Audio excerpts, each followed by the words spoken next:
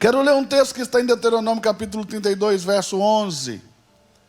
Está escrito assim: como a águia desperta a sua ninhada e voeja sobre os seus filhotes, estende as suas asas, toma-os e os leva sobre elas. Quando uma águia vai ensinar os seus filhotes a voar, a primeira coisa que essa águia faz é começar a deixar desconfortável o ninho. Então a águia começa a trazer vários gravetos para o ninho, pontiagudos, e começa a colocar esses gravetos no ninho, para que o ninho se torne, para o seu filhote, um lugar desconfortável. Para que o filhote salte do ninho, que geralmente está à beira de penhascos em grandes precipícios. E saltando, faça aquilo que ele nasceu para fazer. Que o seu instinto o leve a fazer aquilo que ele nasceu para fazer, que é voar. E quando mesmo com o desconforto no ninho, o filhote se acomoda e faz daquilo que é desconfortável um lugar de conforto, a águia voa sobre o ninho, pega o filhote, voa com ele e solta ele. E ela solta ele, mas não deixa de cuidá-lo. Ela vai voando enquanto ele vai caindo. E se ele não voa, ela pega ele de novo no ar e faz tudo outra vez, até que ele começa a voar. E essa metáfora da águia é tremenda, porque parece a maneira com que Deus nos faz também voar na fé. Está conseguindo entender? Diga amém. Então, quando a águia ensina o seu filhote a voar, ela solta aquele ser aparentemente indefeso de um alto penhasco, sem medo de deixar os seus instintos serem ativados para que aquele filhote venha a fazer o que ele nasceu para fazer. Da mesma forma, o Senhor conhece o nosso verdadeiro potencial e por isso Ele nos leva para lugares altos e nos empurra em situações que parecem que são impossíveis de suportá-las ou de superá-las. Mas Ele sabe que são nesses momentos, ou em momentos assim, que o nosso verdadeiro potencial vem para fora e os nossos instintos espirituais são ativados, naturalmente fluímos naquilo que nascemos para fazer. Então, eu sinto que é hora de ativarmos os nossos instintos espirituais para fazermos aquilo que nós nascemos para fazer. Quem está conseguindo entender, diga amém. Eu quero que você entenda algo sobre a nossa fé. Na nossa fé, toda a glória é oriunda, é resultado de sofrimento. Consegue entender? Por que nós sofremos? E talvez essa metáfora da águia vai mostrar para nós o limite. Até onde Deus nos prova.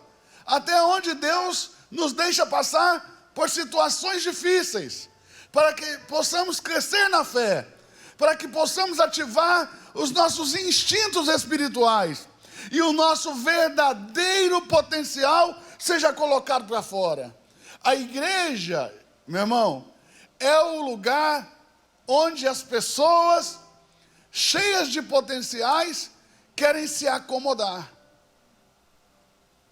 Então Deus transforma esse ninho num lugar desconfortável para que muitos pulem, e quando você não pula, Ele mesmo te empurra. Você consegue entender? Igreja não é um lugar confortável. A igreja é o nosso deserto. A igreja é o ninho que o Senhor colocou muitos espinhos para que a gente possa despertar e ser ativados espiritualmente. Quem está conseguindo entender? Quem está conseguindo entender? Está conseguindo entender? Está conseguindo entender, pessoal? Quem está conseguindo entender? Então, há um professor em Harvard chamado Tal Ben-Shahar. Ele é um psicólogo e ele é chamado lá em Harvard de o Doutor Felicidade. Porque ele ensina o segredo da felicidade.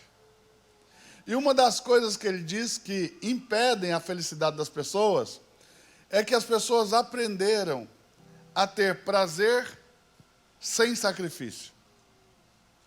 E que prazer sem sacrifício nos adoece. Está conseguindo entender ou não?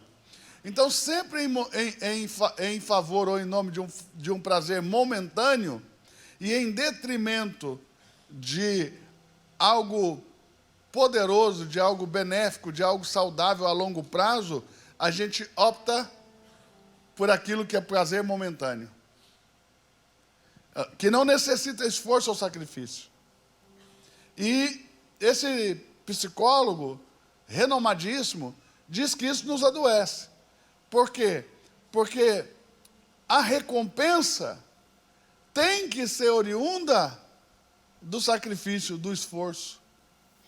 Consegue entender ou não? Esse cara falou uma coisa que fez muito sentido, mas muito sentido para mim. Ele tratou de um assunto muito delicado, que é o assunto da pornografia. E ele começou a mostrar que muitos homens que são viciados em pornografia têm casamentos saudáveis, famílias saudáveis, e esses homens mesmo assim são mergulhados em pornografia, têm esposas bonitas, e aí o estudo dele mostrou que o que leva esses homens à pornografia é o prazer sem esforço. Entende? Porque para que ele possa ter uma relação sexual com a sua própria esposa, ele precisa se esforçar. Intelectualmente, fisicamente, ok? Enquanto na pornografia, o prazer vem rápido e sem esforço. E é isso que vai adoecendo a mente humana. Quem está conseguindo entender? E na igreja, nós ativamos aqui muitos gatilhos de que você vai ser feliz, de que tudo vai dar certo, de forma milagrosa, sem que você tenha que passar por nenhum tipo de sofrimento. Isso não é verdade. Mesmo os homens de Deus, e basta você ler as histórias bíblicas, todos eles passaram por provações extremas e sacrificaram-se de forma quase inacreditável para alcançar a glória que alcançaram. E a glória de estarem aqui, eternizados no texto bíblico. Consegue entender isso ou não? Quem consegue entender o que eu estou falando? Então, eu quero pegar como exemplo o próprio Cristo. Quando que Jesus foi glorificado? Depois de sofrer sua paixão, sua morte, a sua ressurreição e ascensão. Então, a glorificação de Cristo só veio depois do seu sofrimento. Cristo não recebeu glória antes de sofrer. Então, nós não vamos alcançar aquilo que Deus nos prometeu sem sofrimento, sem dificuldades, sem lutas. Se colocaram isso na sua cabeça, te mentiram, te enganaram. Estão fazendo você viver uma vida eclesiástica, uma vida na igreja frustrada, porque você não vai alcançar nada aqui em passe de mágica. Nós temos uma frase aqui na Reino que desvenda para mim todo esse mistério dessa forma mística de olhar para a igreja, para a sua fé e para aquilo que Deus vai fazer na sua vida, que é nós construímos o nosso futuro. Isso significa que nós não vamos ficar esperando o maná cair do céu. Nós vamos colocar a mão na massa e nós vamos construir o nosso futuro. Consegue entender isso ou não? Porque nós não vamos esperar que o futuro aconteça de uma forma mágica, de uma forma sobrenatural, cinematográfica. Irmãos, essas coisas que você vê no cinema só acontecem no cinema. A vida real, ela é cheia de desafios, cheia de provações, e Deus não te livra, mas como a águia, Deus te lança nessas provações, porque Ele sabe que é dessa maneira que Ele vai ativar o que colocou dentro de você, um poder espiritual que vai te fazer construir em um mundo tenebroso coisas grandes, iluminadas, que vão transformar a vida de centenas e milhares de pessoas. Quem conseguiu entender? Quem conseguiu entender o que eu estou dizendo? Olhe para essa pessoa que está do seu lado e diga assim: a glória que te espera não pode ser comparada com o sofrimento momentâneo que você está passando agora. Diga: o que te espera é tão maior, é tão mais poderoso, que você vai esquecer dos dias de dores e dos dias de lágrimas. Você está conseguindo entender? Diga amém. Deus tem a vitória garantida para você. Paulo apóstolo escreve dessa maneira: a nossa leve. Veja, Paulo apóstolo falando, homem que foi apedrejado, homem que viveu prisões, homem que foi perseguido, sofreu tentativas de homicídio uma atrás da outra. Ele está dizendo o seguinte: a nossa leve e momentânea tribulação não pode ser comparada com a glória que há de vir. Quando você olha para aquilo que Deus tem preparado para você, você olha para aquilo e diz: eu sofreria tudo de novo, 10 vezes mais, para ter essa glória. Então entenda, a sua vitória está garantida, porque Cristo te fez mais do que vencedor. Mas isso não quer dizer que nós não vamos sofrer. Mas são os nossos sofrimentos, são as nossas tribulações, são as nossas lutas, são as nossas adversidades que nos fazem grandes. Olhe para cá daqui, está perto de você, vê se está sofrendo. Se está sofrendo, está crescendo. Olhe para ele e diga: se você está sofrendo, está crescendo. Consegue entender? Para voar na fé tem que sofrer as provações que te elevam. Para voar na fé tem que sofrer as provações que te fazem decolar. Tem um profeta na Bíblia que disse: ô geração perversa, quem te ensinou a fugir do sofrimento? Consegue entender? Quem te ensinou a fugir da tribulação? Jesus disse: nesse mundo tereis aflições. Nesse mundo tereis aflições. Então não dá para você pensar que o mundo é a Disney. Consegue entender? O mundo é um lugar de aflições. Quem está pegando o que eu estou dizendo? E não dá para confundir o mundo com o Beto Carreiro. O mundo é um lugar de aflições. Mas aqui Jesus diz: tem de bom ânimo. Tem de bom ânimo, porque eu venci o mundo. Então Jesus está aplicando a si mesmo como modelo para nós. Ele sofreu, mas venceu. Você sofre, mas vence. Pisa no pé de alguém e diga assim: o seu sofrimento te dará vitória. Pare de amaldiçoar os dias de dor, porque são eles que te fazem crescer. Quem conseguiu entender? Quem conseguiu entender? Paulo disse o seguinte, teve um texto que Paulo escreveu assim: eu acho que Deus deixou a nós os apóstolos por último. Porque ele fala assim: não tem explicação. Nós sofremos muito e nos afadigamos. Olha o que Paulo fala: trabalhando com a nossa própria mão.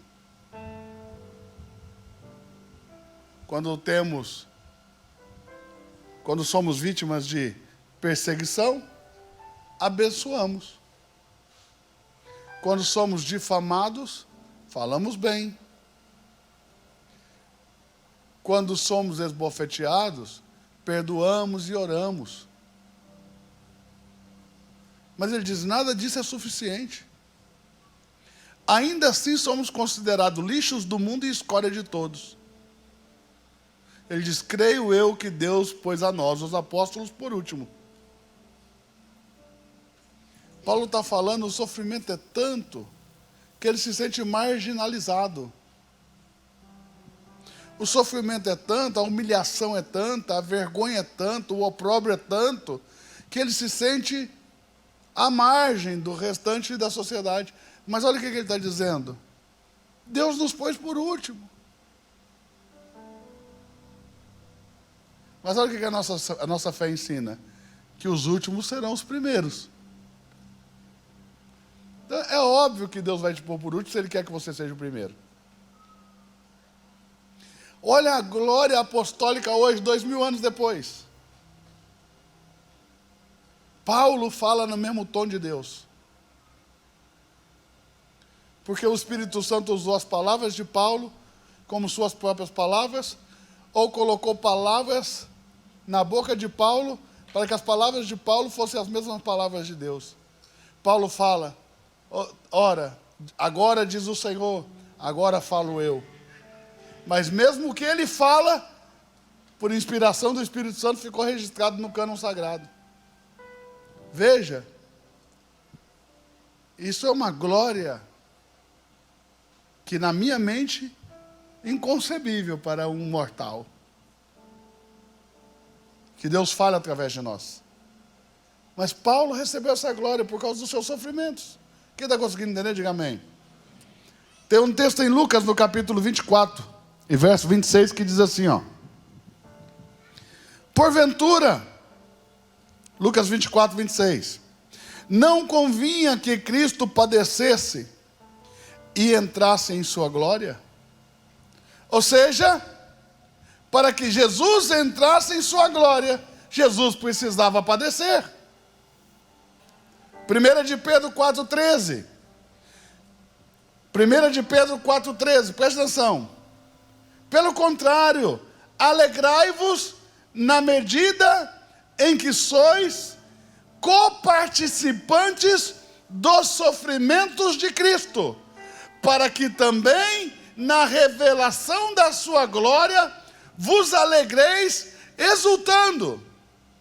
Ou seja, o texto está dizendo que nós devemos nos alegrar quando Deus faz de nós coparticipantes do sofrimento de Cristo.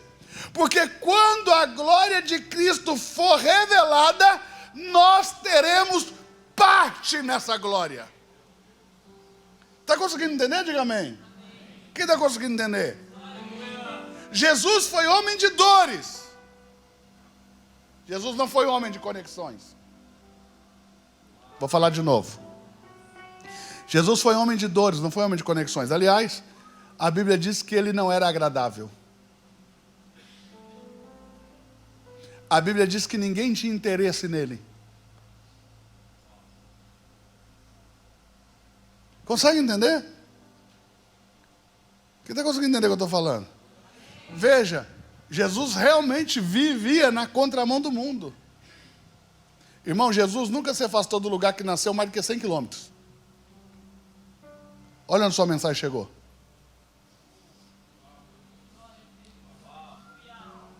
Você não precisa fazer o que Deus não te pediu para executar o plano que Deus fez. Fique no lugar que Deus colocou e o plano dele vai se cumprir. Sofra o que Deus preparou para que você sofra, porque a glória dele vai vir sobre você. Quem está conseguindo entender o que eu estou dizendo? Romanos capítulo 8, verso 17 diz assim: ora, se somos filhos, somos também herdeiros, herdeiros de Deus, co-herdeiros com Cristo, e com Ele sofremos, também com Ele seremos glorificados. Veja, eu estava dizendo para o pessoal, eu mandei para os nossos pastores um texto dizendo, escuta, nós estamos passando por uma grande batalha espiritual. E o nosso inimigo, ele sabe que não pode conosco. Olhe para quem está perto de você, olhe nos olhos dessa pessoa e diga, Satanás sabe que não pode com você.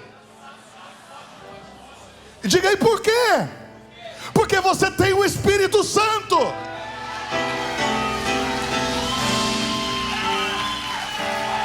Satanás sabe que não pode com você. E mais, alemão, tudo que você propõe no seu coração vai dar certo. Porque a unção de Deus está sobre você. Olha, eu quero te animar dizendo que a Bíblia diz que você recebeu a mesma unção de Jesus Cristo. Você não recebeu a unção de Eduardo Reis. Você não recebeu a unção de um pregador famoso, de uma pregadora famosa. A Bíblia afirma, você recebeu a mesma unção de Jesus Cristo. É essa unção que está sobre a tua vida e o diabo sabe disso, ainda que você se esqueça. Eu vou dizer de novo. Ainda que você se esqueça, o diabo sabe que a mesma unção que estava sobre Jesus está sobre a sua vida. Ainda que você se esqueça, o diabo sabe que a mesma palavra que Deus deu ao seu filho, deu também a você.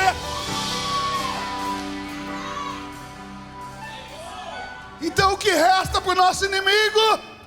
Tentar nos intimidar, trabalhar o nosso psicológico. Entende? Então sempre que você está para fazer algo grande para Deus, vem o inimigo trabalhando no seu psicológico, intimidar você. E as intimidações não param. É dia e noite. Porque a única coisa que pode parar você é você mesmo.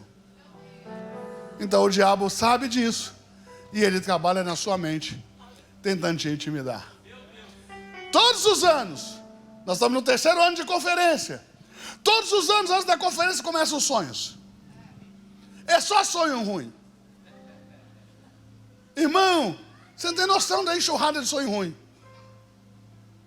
Né? Alguém sonhou que nós estávamos batizando nessa praia 12 mil pessoas. E que eu vinha num helicóptero, o helicóptero deu um rasante, pum, explodiu tudo, morreu 3 filhos meus. Olha o sonho. Se você avançar, coisas ruins vão acontecer com a sua família. É isso que o sonho está dizendo.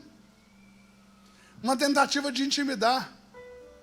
Nós vamos avançar e nada de ruim vai acontecer com os meus filhos. Porque os meus filhos não estão na mão da sorte, estão nas mãos de Deus. Consegue entender? Não se deixe intimidar pelo inimigo. E não deixe Satanás colocar na sua cabeça que é ele que te faz sofrer.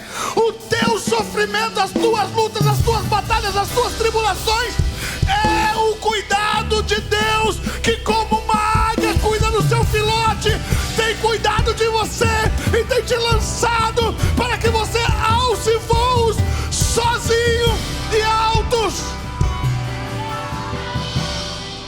dependendo só de Deus e de mais ninguém. Olhe para quem está do seu lado e diga assim: a partir de hoje, ponha na sua cabeça que você só depende de Deus e de mais ninguém.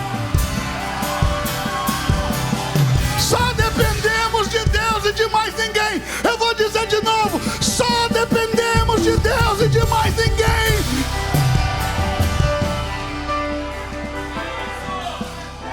Se lance na vida em comunidade, se lance na vida em igreja, se lance-se firme, porque aqui, irmão, é que o ferro afia o ferro.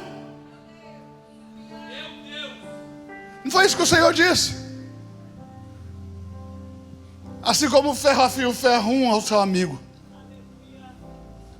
Deus usa as pessoas aqui que mais te deixam injuriado para tratar com a sua alma, para aperfeiçoar o seu caráter, para te tirar da zona de conforto, para fazer que você voe mais alto.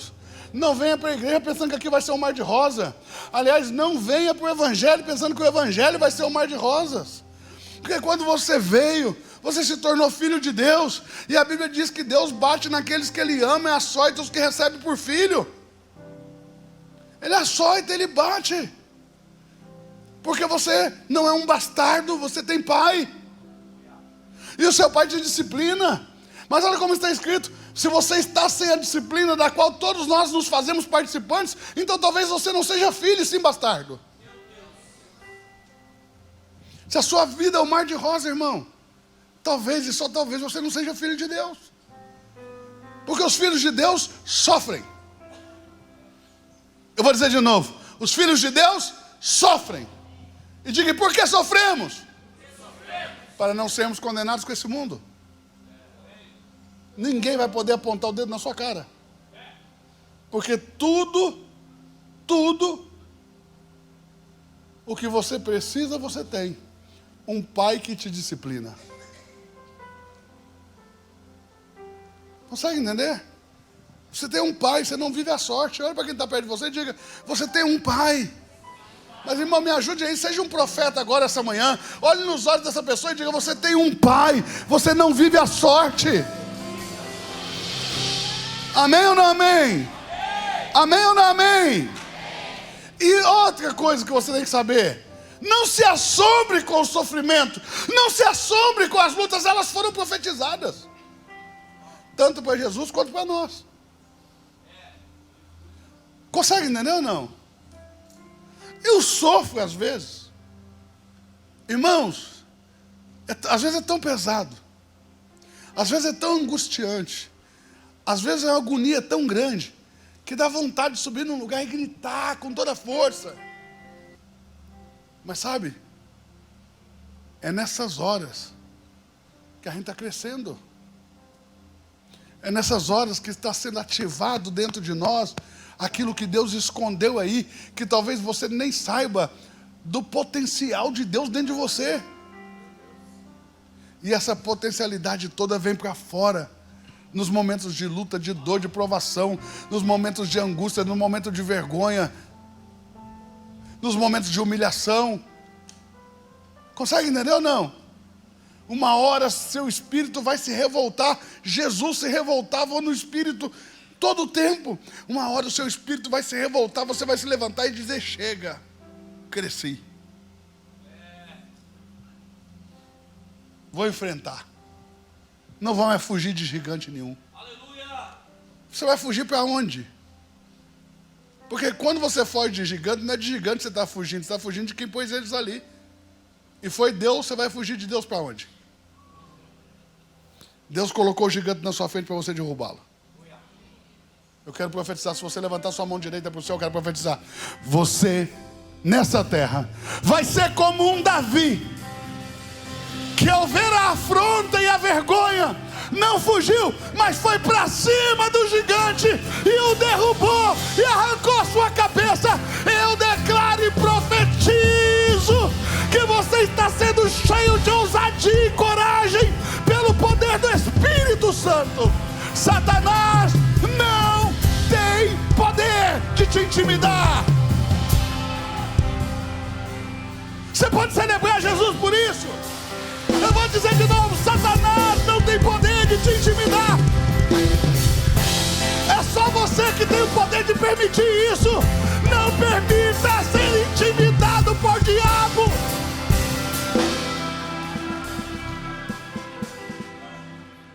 Irmãos, eu tenho um amigo que jogava lá no Santos, Daniel Guedes. E um dia, de muita afronta de Satanás, de muito ataque, eu estava conversando com o Daniel Guedes. Tinha feito uma grande oferta ao Senhor. E comecei a sofrer ataques, sabe? Por todos os lados. Porque Deus não quer que a gente oferte. Cada oferta, sabe, extravagante que a gente faz é um avanço extravagante no reino de Deus. Cada oferta desafiadora que a gente faz é um avanço gigantesco no reino de Deus. E aí Satanás começou a me atacar. E o Daniel falou para mim: e agora? Eu falei: me sobraram 3 terrenos, eu vou doar eles também. Eu falei: se o diabo está descontente com o que eu estou fazendo, esse é o caminho que eu devo ir. Porque o diabo, irmão, só se opõe àquilo que se chama Deus. Ele só se opõe àquilo que está certo. Ele não se opõe ao que está errado. O que está errado, ele incentiva. Quando você está no caminho errado, ele facilita a sua vida. Mas quando você está no caminho certo, ele é o opositor. É isso que significa diabo. Opositor. Ele se opõe a você. Então, se você está caminhando na vida sem oposição, é de se preocupar. Porque se você não incomoda o inferno em nada, você tem que ficar preocupado. Mas quando você está caminhando na vida, e a oposição atrás de oposição, entenda, você está no caminho certo. E mais, você está crescendo. Porque a cada vitória, você sai mais forte. Sabe que Jesus sofreu suando sangue no Getsemane, lá no Monte das Oliveiras, no lugar chamado Getsemane. Getsemane é o lugar onde se prensa as oliveiras. Getsemane quer dizer lugar da prensa. No lugar que a oliveira é prensada para soltar o óleo, Jesus foi prensado e suou sangue. E ele não foi prensado fisicamente. Foi a angústia e a agonia de saber o que lhe esperava. A pressão de saber o que tinha que enfrentar. Saiu sangue nos seus poros em vez de suor. Nesse mesmo lugar que ele suou sangue, ele foi preso. Mas não foi preso porque não conseguiu escapar. Foi preso porque tinha consciência que aquele sofrimento o levaria a um lugar de glória. Então ele se entrega.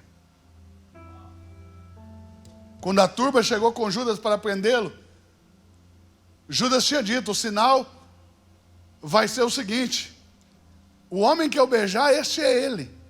Prendam. E Judas foi lá e o beijou. E a turba veio para cima dele. E ele perguntou, a quem buscais? E eles disseram, a Jesus o Nazareno. Ele respondeu, eu sou. Quando ele disse, eu sou, a Bíblia diz que todos, de uma só vez, caíram por terra. Ninguém ficou em pé. Ele podia ter ido embora. Mas ele se entregou. Ele disse, Pai, se possível, passa de mim esse cálice, mas não seja feita a minha vontade, sim a tua.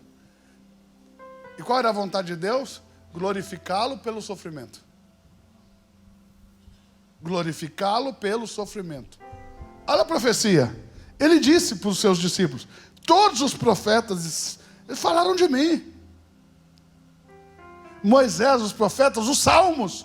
Olha o Salmo 22, diz assim, meu Deus, Deus meu, por que me desamparaste? Te recorda alguma coisa?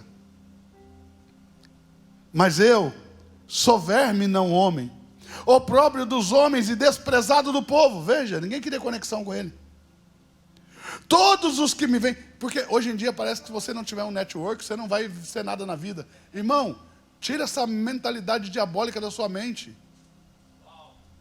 Isso não é a mente de Cristo, isso é a mente de Satanás. Jesus não tinha conexão com nenhum, ninguém queria ter conexão com ele. E ele venceu. Você está aí ou não?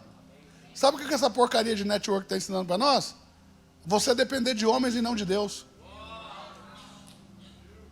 Irmão, network não é o que os outros vão fazer por você, não. Network é uma conexão onde você sabe o que você vai fazer pelos outros. Quando você se conecta com alguém é para você servi-lo, não é para ser servido. Porque se você se conecta para ser servido, vai ser frustração atrás de frustração. Conecte-se com as pessoas para servir e vai ver se você vai ser frustrado. Consegue entender? Mas é diabólica essa ideia de que você vai conectar com alguém que vai mudar a sua vida. Quem muda a sua vida é Deus. O que muda a sua vida é caminhar na jornada que Deus preparou para você. Sabe como Deus te chama? Peregrino. Deus diz para você que a sua jornada aqui ela é rápida, ela é breve, ela é momentânea. Sangue de Jesus tem poder. Acabou meu tempo. Eu tenho muita coisa para falar, gente.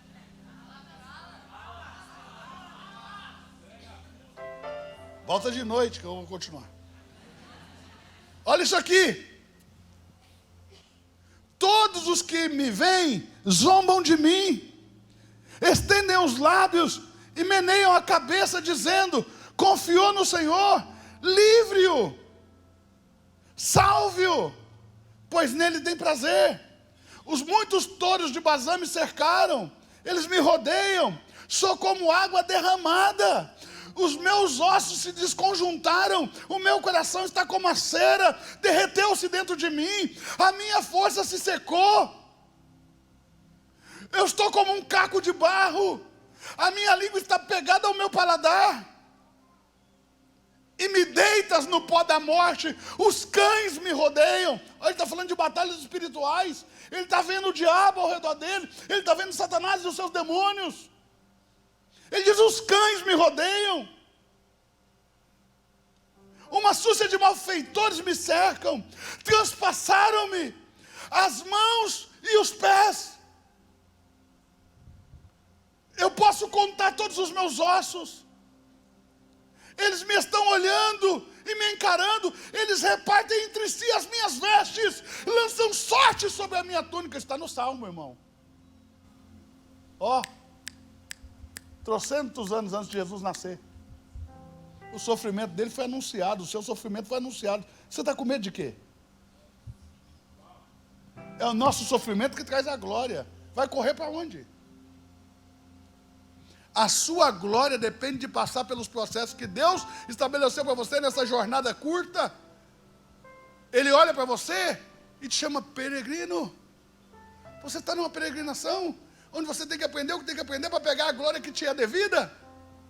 E com essa glória reinar com Cristo.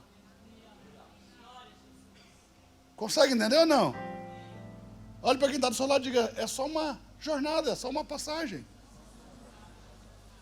Isaías 53, verso 2: cresceu diante dele como um renovo, como raiz de uma terra seca, não tinha aparência nem formosura, olhámo-lo, mas nenhuma beleza havia que nos agradasse, era desprezado, mais rejeitado entre os homens, e o mais rejeitado entre os homens, homem de dores, que sabe o que é padecer, como um de quem os homens escondem o rosto. Veja, se Jesus estivesse aqui, irmão, ele não ia ser seguido no Instagram. Era desprezado, e dele não fizemos caso. Veja isso. Certamente tomou sobre si todas as nossas enfermidades, e as nossas dores levou sobre si. Nós o reputávamos por aflito, ferido de Deus e oprimido, mas ele foi transpassado pelas nossas transgressões, moído pelas nossas iniquidades. O castigo que nos traz a paz estava sobre ele, pelas suas pisaduras fomos sarados. Todavia, ao Senhor agradou moê-lo, fazendo-o enfermar, quando der ele a sua alma como oferta pelo nosso pecado.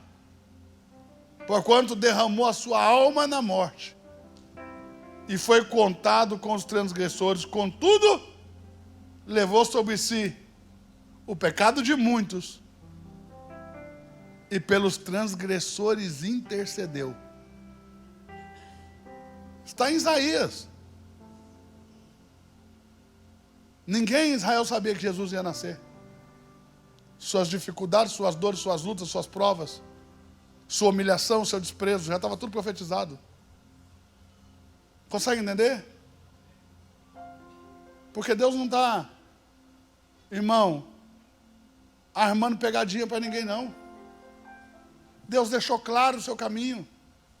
Passe por ele e você vai encontrar a glória. Quem está aí? Zacarias capítulo 12, verso 10 diz: e sobre a casa de Davi, e sobre os habitantes de Jerusalém, derramei o meu espírito de graça e de súplica. Olharão para aquele a quem transpassaram, plantearão, como quem planteia ao unigênito, e chorarão, como quem chora amargamente pelo primogênito. Olha aí, capítulo 13, do verso 6 ao verso 7. Se alguém lhe disser Que feridas são essas nas tuas mãos? Responderá ele: são as feridas com que fui ferido na casa dos meus amigos. Desperta, ó espada, contra o meu pastor e contra o homem que é meu companheiro. Como diz o Senhor dos Exércitos: fere o pastor e as ovelhas ficarão dispersas, mas voltarei a mão para os pequeninos. Estava profetizado que ele iria morrer, que suas ovelhas seriam espalhadas. Mas Deus está falando que ele vai passar a mão e vai juntar todo mundo. Então é isso que diz Lucas 24, 26. Porventura não convinha que Cristo padecesse e entrasse na glória? Agora olha Atos capítulo 3, verso 13. O Deus de Abraão, de Isaac e de Jacó, o Deus dos nossos pais, glorificou o seu servo Jesus. Você está aí ou não? Ele glorificou a seu servo Jesus. E assim como Jesus foi glorificado, nós também seremos. Assim como Jesus foi glorificado, nós também seremos. Quem está aí? Hebreus capítulo 2, verso 9. Vemos, porém, aquele que por um pouco, tendo sido feito menor que os anjos, Jesus, por causa do sofrimento da morte, foi coroado de glória e de honra, para que pela graça de Deus provasse a morte pelos homens. Apocalipse capítulo 18, verso 1. Depois dessas coisas, vi descer do céu um anjo que tinha uma grande autoridade. É Jesus esse anjo. E a terra se iluminou com a sua glória. Mateus capítulo 25, verso 31. E quando vier o Filho do Homem na sua majestade e todos os anjos com ele, então se assentará no trono da sua glória. Olhe para isso. 2 de Timóteo capítulo 2, verso 12. Se perseverarmos, também com ele reinaremos. Se o negarmos, ele também por sua vez nos negará. Se perseverarmos, também com ele reinaremos. Se nós o negarmos, ele por sua vez também nos negará. Olha isso, Apocalipse capítulo 20, verso 4 e verso 6. Vi também tronos, e nestes assentaram aqueles aos quais foi dada a autoridade de julgar. Vi a alma daqueles que foram decapitados por causa do testemunho de Jesus, bem como por causa da palavra de Deus, e todos quanto adoraram a besta. E sabe o que diz o verso 6? Que os que foram agredidos reinaram com ele por 1000 anos. Você consegue entender que a glória que resulta do sofrimento que agora vivemos é tão grande que, se você conseguisse enxergá-la, você diria: passaria por isso quantas vezes fosse necessária. Eu acho que os piores momentos da minha vida foi quando, no auge do meu ministério da itinerância, quando eu estava mais conhecido, quando eu estava pregando nas maiores igrejas, quando eu ganhava mais dinheiro, quando tudo estava tranquilo na minha vida, o Senhor me empurrou lá de cima. E eu me esborrachei no chão. E quebrei. E fui humilhado, envergonhado, pisado. E o Senhor me falava: torne público. Eu falava: Senhor, se eu mostrar fraqueza eu vou apanhar mais. E ele dizia: torne público. E eu ia a público e dizia: aconteceu isso, aconteceu aquilo, aconteceu aquilo. Ninguém entendia. Os pastores me ligavam e falavam: você ficou louco? Eles vão acabar com você. E o Senhor falava para mim: torne público. E eu tornei pública a minha humilhação, até um ponto que todo mundo que olhava para mim dizia: nunca mais levanta. Aí o Senhor, um dia à noite, enquanto eu estava orando, disse para mim: agora eu vou mostrar para todos eles que só Deus pode levantar o homem do lugar de onde o homem não pode sair. Eu vou te levantar. E eles vão ter que olhar e dizer: Deus é com ele. E Deus me tomou pela mão, irmão, e me levantou de novo numa velocidade que até hoje ninguém acredita. Essas pessoas têm vergonha de me encarar nos olhos, porque eles me abandonaram sem causa. Eu nunca tinha feito nada de mal para eles. Me abandonaram, me pisaram, me humilharam, só porque eles tinham inveja. E quando o Senhor me pôs em fraqueza, a inveja deles veio à tona. Consegue entender? Às vezes Deus te empurra, mas o limite do cuidado de Deus, qual é? Você nunca vai dar errado. Não importa o que aconteça. Você é um projeto que Deus já terminou. E já deu certo. Lembra de Jó? O diabo vinha: é porque o Senhor dá tudo para ele. Tira tudo. É porque ele é saudável. Deixa ele doente. Só não mata ele. Porque a minha aprovação tem um limite. A aprovação tem limite. O limite com Jó foi poupar-lhe a vida. Toque em tudo, só não toque na vida dele. Jó teve que se limpar suas feridas com caco. Mas esse mesmo Jó foi curado. Deus o levantou, o enriqueceu de novo, lhe devolveu ainda 10 filhos. As suas 3 filhas últimas foram as mulheres mais bonitas do mundo antigo. E Jó conseguiu o dobro da riqueza que tinha antes de perder tudo. Porque aí está o limite do cuidado de Deus. O que ele está dizendo é: não existe nenhuma prova nesse mundo que possa definitivamente acabar com você. Pode ficar em pé no seu lugar?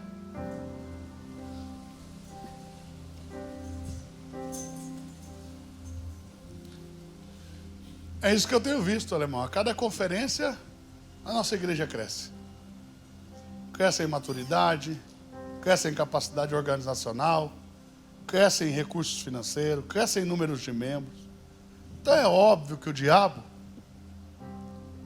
que já está estremecido com o que nós estamos vivendo, vai usar tudo que ele tiver de arma para tentar nos intimidar. E se você se deixar intimidar, você se vence. Porque o diabo já está vencido. Não se deixe intimidar pelo diabo. Quanto mais certeza ele colocar no seu caminho de que você está no caminho certo, avance. E como que ele coloca essa certeza no seu coração? Se opondo a você. Olhe bem para mim que eu vou te dizer. Quanto mais difícil for, mais você deve fazer. Consegue entender ou não? Quanto mais difícil for a sua jornada, com mais força e mais vontade você deve querer concluí-la. Porque esse é o caminho que Deus preparou para você. E ninguém vai poder te parar nessa jornada. Fecha os teus olhos, eu quero orar com você. Espírito Santo, estão aqui os teus filhos,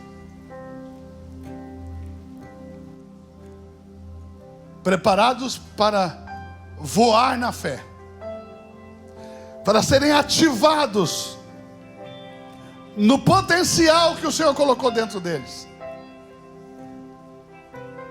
Eu estou aqui, Senhor, por um único motivo. O Senhor me mostrou o futuro, e o meu dever é guiar esse povo a esse futuro que o Senhor me mostrou. Eu estou aqui como Josué, eu estou aqui como Moisés, guiando o povo para o lugar que o Senhor mostrou. E ainda, Senhor, que eu não tenha capacidade nenhuma para fazer isso, É o Senhor quem tem apontado a direção e quem tem caminhado na nossa frente, abrindo o nosso caminho. E por isso nós vamos marchando com fé, porque o Senhor está diante de nós.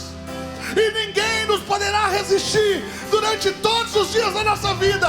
Ei, igreja, reino, eu tenho uma mensagem de Deus para você. Seja forte, seja corajoso, tenha bom ânimo. O Senhor não te desamparará. Você não será desamparado, você não será desamparada. O Senhor diz: eu não te deixarei órfão. Assim diz o Senhor: ainda que o teu pai e a tua mãe te abandonem, todavia eu, o Senhor, não te deixarei.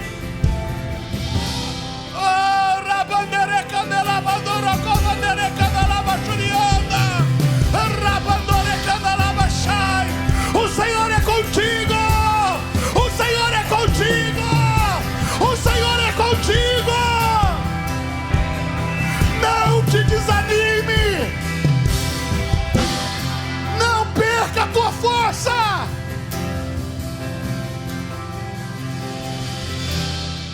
Ser forte, ser corajoso, Deus é contigo. O diabo afrontando você, eu já ensinei o que você faz. Compra uma picanha,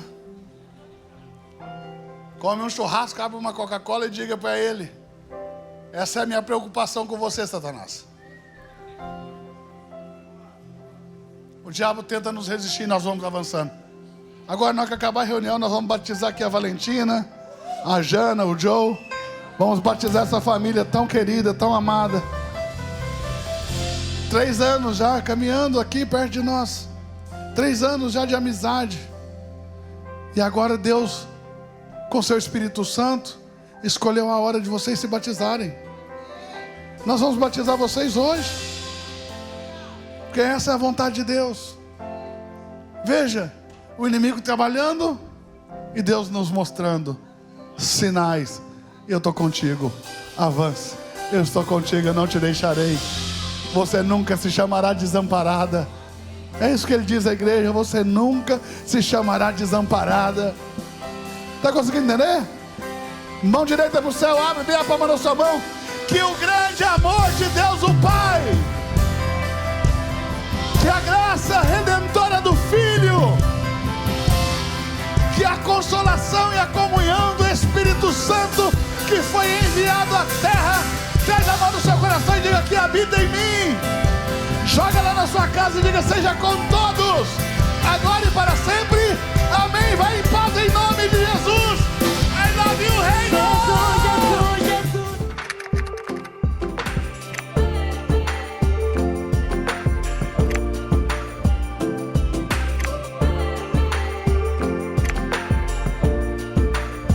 Eu quero que você pare agora, se inscreva nesse canal e faça parte dessa comunidade.